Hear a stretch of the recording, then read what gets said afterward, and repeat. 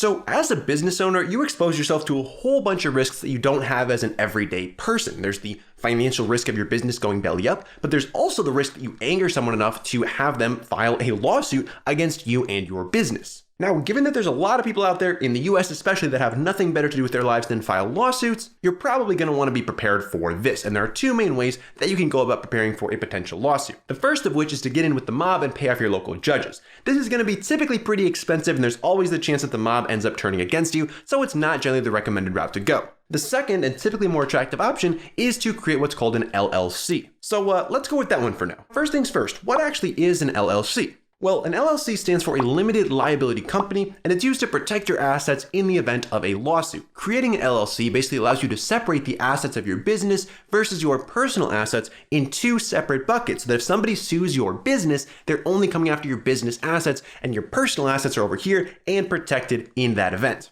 For example, if you've got a shop and someone slips on the floor and sues you for $1 million for their broken neck and you don't have an LLC, your primary residence, aka your house, could be on the line, your car could be on the line, anything that you personally own could be on the line if you don't have an LLC or business entity protecting your business assets. Now, if you do have an LLC set up, then it's only your business assets that are on the line. And if you don't have $1 million worth of business assets, no worries. That's all they can come after is what is in your business. So now that you got that down, when do you actually need an LLC? This is a question that I get all of the time from new clients and just random people on YouTube is, when do I actually need to set one of these things up? Well, the legally correct answer that I should give you is that you should talk with an attorney about that, and they can give you some guidance there. But that's probably going to cost you more than just setting the thing up. So in general, what I would say is if you are generating revenue or you have any serious personal assets that could be on the line, aka a house or a car or something like that, then it's probably in your best interest to set up an LLC. But now comes the all-important question of how much does this thing actually cost? Well, based on the title of this video, I bet you can guess how much an LLC actually costs. And while it can be free, there's actually a little bit more to say about it. First is that every state is going to charge you a filing fee to set up your LLC. And you might be thinking,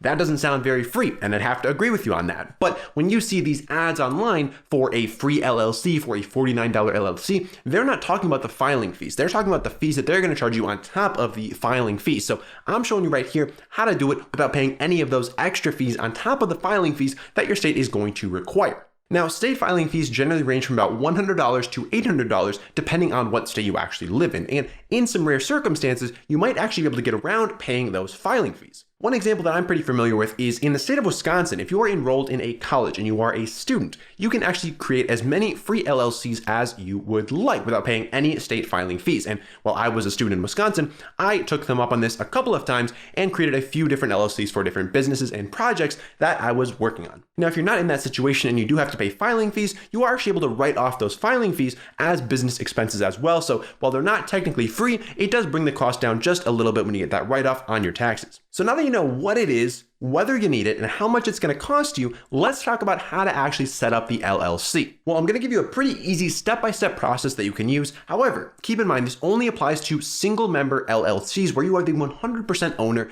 of your business. Once you start getting business partners involved, you really got to sit down with a professional and draft up some legal documents that set expectations and kind of just make sure everyone's on the same page. These could honestly be the best few $100s you have ever spent because personally, I'm speaking from personal experience here, I've had my fair share of bad business breakups and I've spent months dealing with legal issues that could have been cut off before they happened if I would have paid a couple $100s to a lawyer to just kind of sit down with me and my business partners and draft out some documents that kind of set the expectations, the rules, etc. So if you're getting into business with somebody else, you got to sit down with a lawyer. We'll get to that part a little bit later. But if you're doing this by yourself, it's going to be a very, very easy process. Now, step one is to choose which state your LLC is actually going to be formed in because LLCs are formed at the state level, not at the federal level. So for most people, 99.9% of people, you're just going to choose the state that you actually live in. Now, for 0.0001% of people, it might make sense to actually form an LLC outside of the state you live in. There's a lot more hassle involved with that. It's a lot more costly. So for the vast majority of cases, you're picking your home state. Step two is to name your LLC. So you need an official name for your business that is going to be used on all legal documents and filings and everything like that. It's best to keep this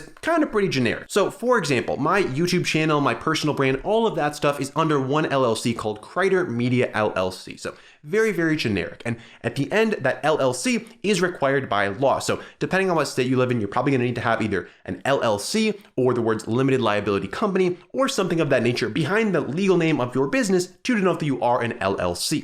Step 3 is to create what is called an operating agreement. Now this kind of dictates who owns the business and what the rules are. So many single member LLCs will actually skip this process because who owns it? It's you 100%, and the rules, well, you'll just figure those out as you go. But if you are a multi-member LLC, the operating agreement is very, very, very important, and this is where you're going to want to sit down with a legal professional to draft something up so you guys are both on the same page with who owns what, who's responsible for what, what's going to happen if somebody wants to leave, somebody wants to stay.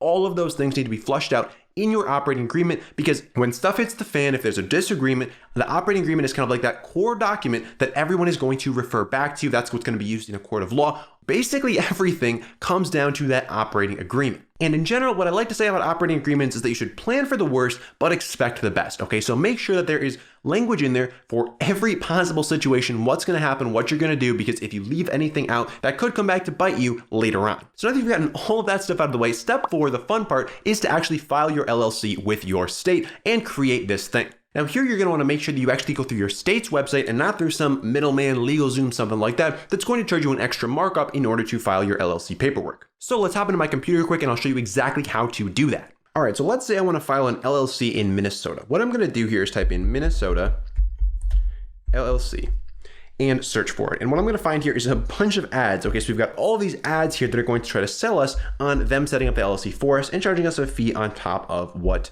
we would be paying to the state. So we're going to want to find this link right here. So look for a link that ends in .us, .gov, something like that. That's going to take you to either your Secretary of State website, your Department of Financial Institutions website, or just some kind of government website for your state.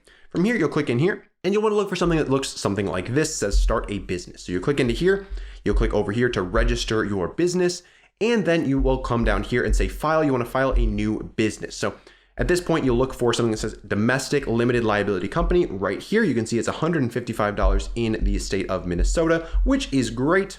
And you'll just need to sign in or create an account in order to get that started. In general, I like to look for the online filing option. Usually there is an online option and a mail-in option. The mail-in option typically takes a couple of weeks, whereas the online option is typically instantaneous. So you'll basically just fill out the application, you'll pay your filing fee, and within a couple of minutes, you should receive your certified articles of organization straight to your email inbox. This is kind of your official government document that is going to show, hey, this business actually exists, and that's what you're going to take to, say, the bank if you want to set up a bank account, a credit card, any of these different things for your business. So now that you've got your LLC all set up, the next thing you should do is watch this video over here where I break down the best business bank account out there, okay? Because one thing that's very important with your LLC is that you separate your business assets, your personal assets. So you need a business bank account in order to do that. This is the best option. This is what I use personally myself for multiple different businesses. So check out that video and I'll see you over there.